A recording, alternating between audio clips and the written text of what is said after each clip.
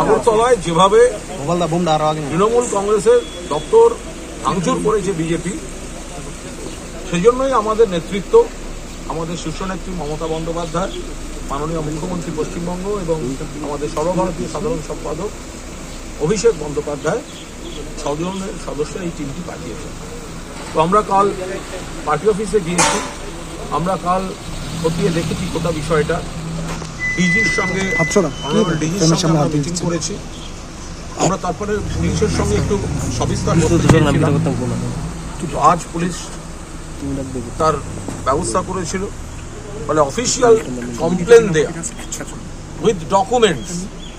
যারা ঢাকঢোল পিটিয়ে বলছে আমরা ভেঙেছি, যাদের ভিডিও দেখা যাচ্ছে, করতে হবে, তাদের ধরতে হবে, তাদের বিরুদ্ধে আইনি প্রসেস শুরু করতে হবে।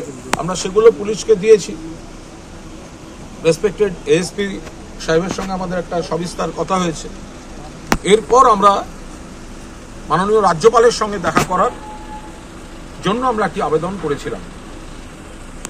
রাজ্যপালকে ধন্যবাদ যে তিনি সময়ের একটা আমাদের এদিক ওদিকের জন্য, কারণ তাকে আজকে সকালেই দিল্লি চলে যেতে হয়েছে, কিন্তু তিনি আমাদের যে প্রতিনিধি দল তাকে তাদের আমাদের এই সুযোগ দেয়া ছিল যে আমরা উনি ফেরার পর দেখা করতে পারি, কিন্তু সেটা তো দেরি হয়ে যাবে, সম্ভব নয়। ফলে আমরা তার সচিব শ্রী চাকমার সঙ্গে আমরা দেখা করি, গোটা বিষয়টি বলে তাকে স্মারকলিপি প্রতিনিধি দল দিয়েছে এবং প্রতিনিধি দল খুব স্পষ্টভাবে যে দাবিগুলো করেছে, এক, যে বা যারা পার্টি অফিস ভেঙেছে তাদের বিরুদ্ধে সমস্ত প্রমাণ রয়েছে, তাদের বিরুদ্ধে আইনি ব্যবস্থা নিতে হবে। 2, পুরনো অভিষেক বন্দ্যোপাধ্যায়ের থেকে হামলা থেকে শুরু করে যেভাবে থানা অ্যাটাক হয়েছিল এর আগের বার, দিনের বেলা রাতের বেলা, সেই দুষ্কৃতীদের বিরুদ্ধে কি ব্যবস্থা নেওয়া হলো সেগুলো জানাতে হবে। এবং 3, আমাদের আগরতলায়, ত্রিপুরায় আমাদের সমস্ত কর্মী সমর্থক নেতা তাদের নিরাপত্তা সুনিশ্চিত করতে হবে।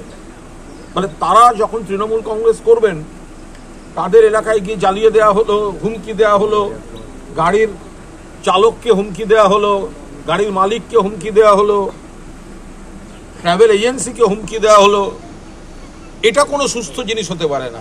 ত্রিপুরা থেকে নেতারা অবাধে ঘুরে বেড়াচ্ছেন বাংলায়, কই আমরা তো সে ধরনের কোনো এই অপ্রীতিকর কোনো পরিস্থিতি সেখানে তৈরি হচ্ছে না। ত্রিপুরার নেতারা, আমরা যার সময় সব থেকে বেশি আক্রান্ত হয়েছি, বিপ্লব দেব, তিনি তো এখন বাংলায় ঘুরে বেড়াচ্ছেন। তা বাংলায় ঘুরে বেড়াচ্ছেন, কেউ তো তাকে কিছু বলছে না। দলীয় মঞ্চ থেকে বিয়ে বাড়ি কিছুই তো বাদ দিচ্ছেন না। কিন্তু এখানে এলে তৃণমূল দেখলে এরা এই ধরনের একটা প্যানিক রিয়াকশন হয়, প্যানিক রিয়াকশন হয় বিজেপির তৃণমূলকে দেখলে। সেই কারণেই পার্টি অফিস ভাঙা এবং আমরা তার প্রতিবাদে এই সফরে এই টিম এসেছিল। আজ রাজ্যপালকে আমরা এটা জানিয়ে গেলাম এবং আমাদের যিনি শ্রী চাকমা রাজ্যপালের মাননীয়